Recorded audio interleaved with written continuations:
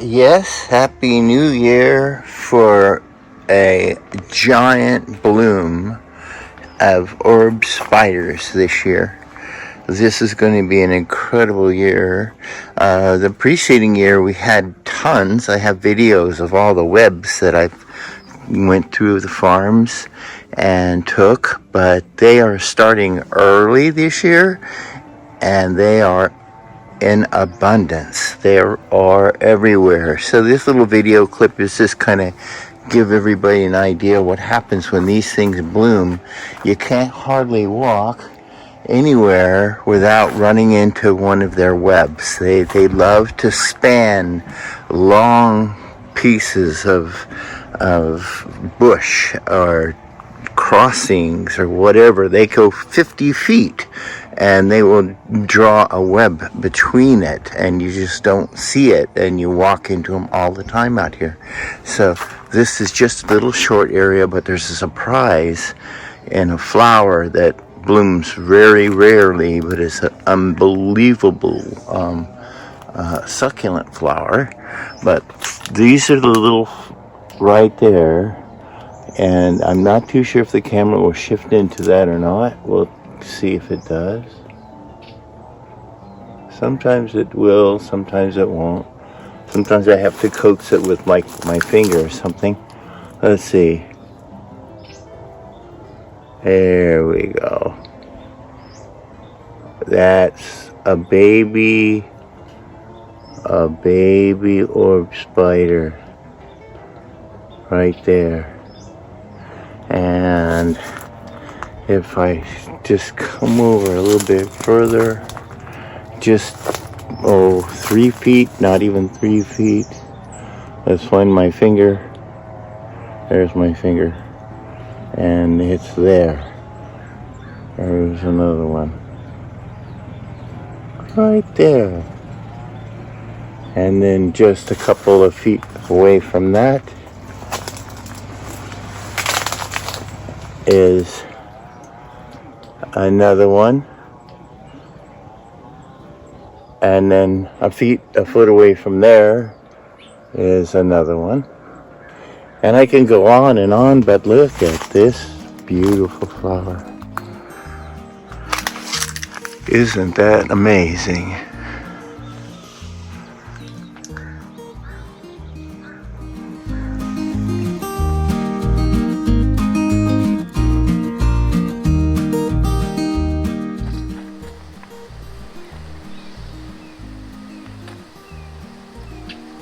Hi everyone, it's another video here in North County, San Diego.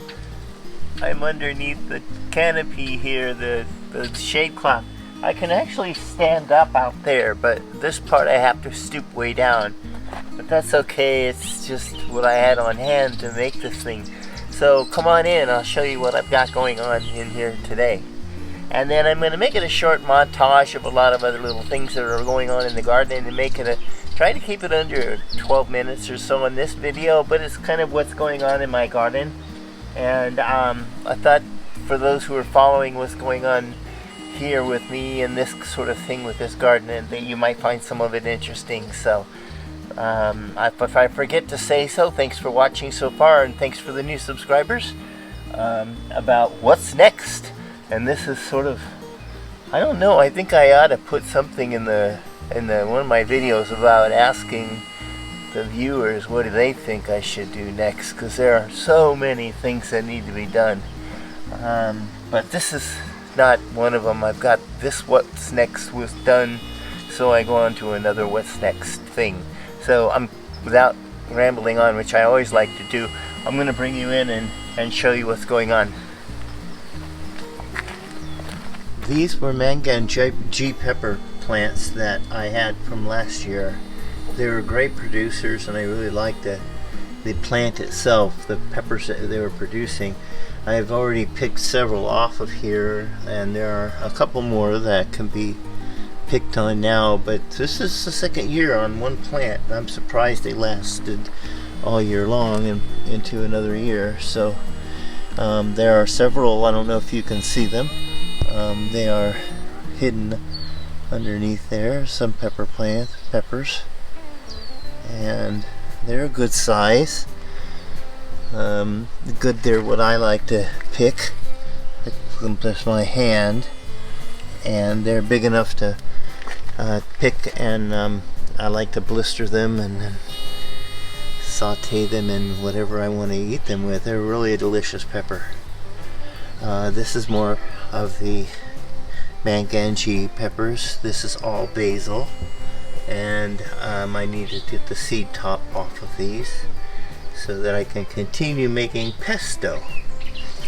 This is of the same plants that I'm picking from.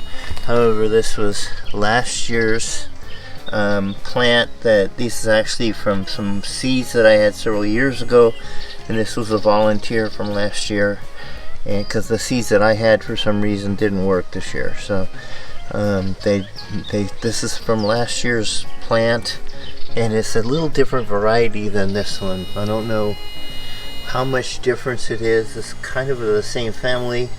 This one has a much more plumper leaf, a little denser cluster at the top than this one does. This is liking to flower and get real leggy, but it's still a very good basil. And as I come back inside the canopy a little further, there is that goju berry, and that thing is growing legs. It's trying to escape again. I'm going to grab those tentacles and put it back in that little bucket thing I've got going. Those little boogers have got thorns on them. Nothing to handle barehanded. So, they will be contained. And this here are pepperoncini peppers. Yeah, pepperoncini. And Anaheim peppers. And poblano peppers. And eggplant. There's an eggplant right there. Let's see.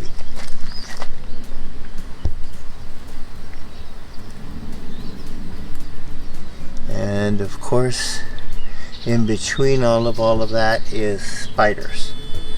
The little spiders that are all over the place that want to make their little nests, or they're not their nests but their webs, and they're all competing for space.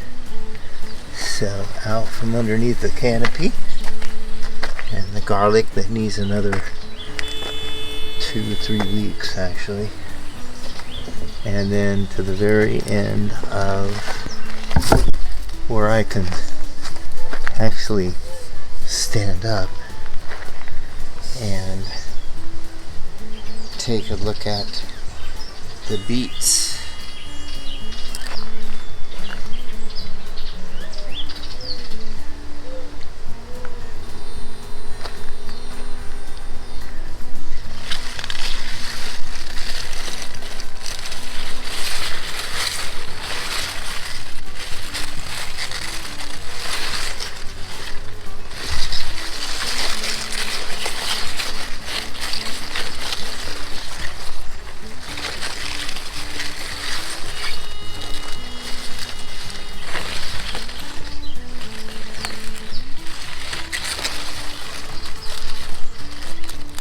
That's a pretty nice sized beet right there.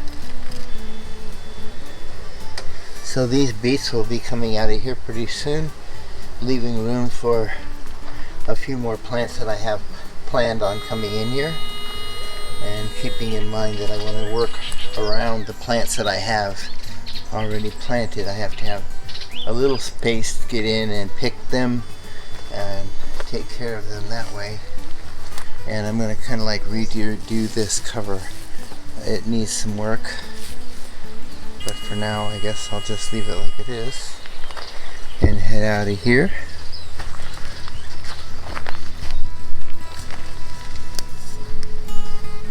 And see if I spy anything that's worth eating on the way out. Oh yeah, that looks worthy. It's a little deformed, but it looks still really good to eat. What else do you think is hiding in here? Oh my, here's one, I think.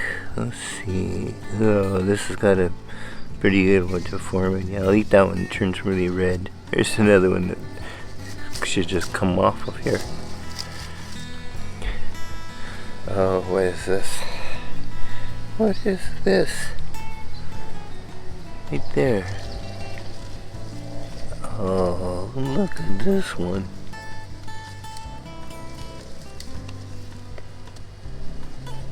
Oh, let's see. This is probably a breakfast of the day. Let's see.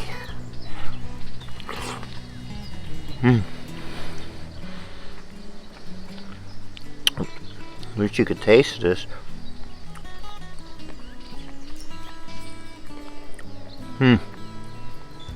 That's really good. Nothing like foraging for my breakfast. But wait, there's more. Let's see. Oh, look at that one. Oh boy.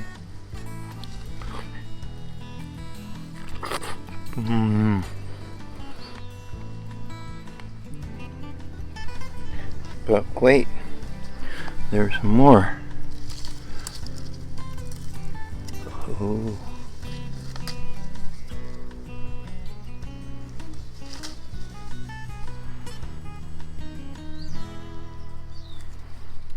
And there's more. Oh, look at these guys. Well, that's a pretty one. A little weird on the bottom.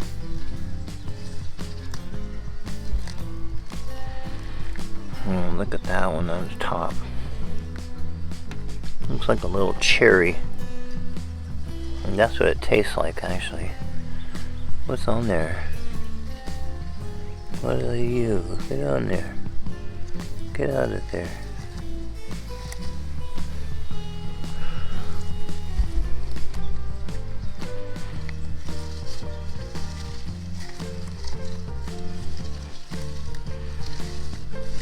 Let's see.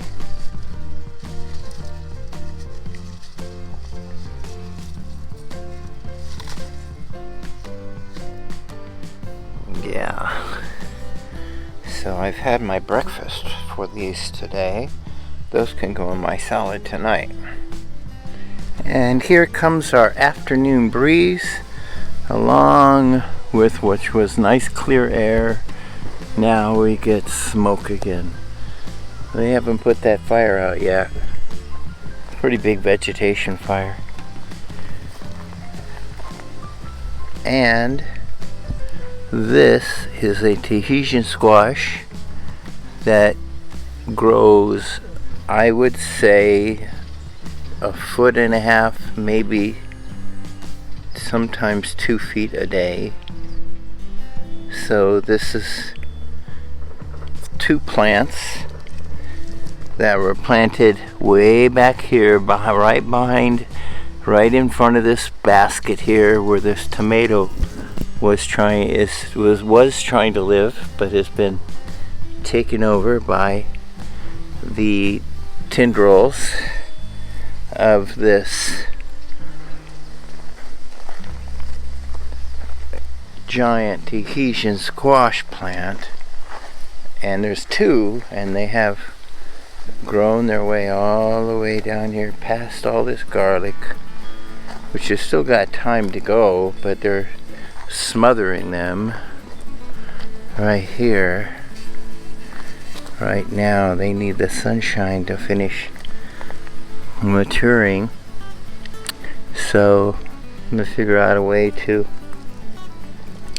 what is this big giant plant trying to do here? What would it be trying to do? So let's look underneath this stuff here. Okay, well, let's see. It's number 1 taking root right here. Okay, come out of here. And you don't need to go that way, you just go this way. Okay. There we go. And pull these back a little bit. Look at all the vines there. There are where the vegetable is going to come out. And again, this is Tahitian squash, and they grow huge. And just judging by the way this vine's growing, I'm going to have to tame it somewhere along the line. Well, I think this is going to be towards the end of the video. As a matter of fact, it will probably be the end of the video for today. I'm going to do a quick summary of what I've got to do next, and that is, I've been putting this off, this area here are my strawberries, and I've had picked lots. I have a lot of it for dinner tonight in my salad, which will be wonderful. There are a lot more, and now that I have the bees here, they will start looking a lot better, because some of the problems that I had there were due to the pollination. But now we've got bees, so it's sort of like a double-edged sword.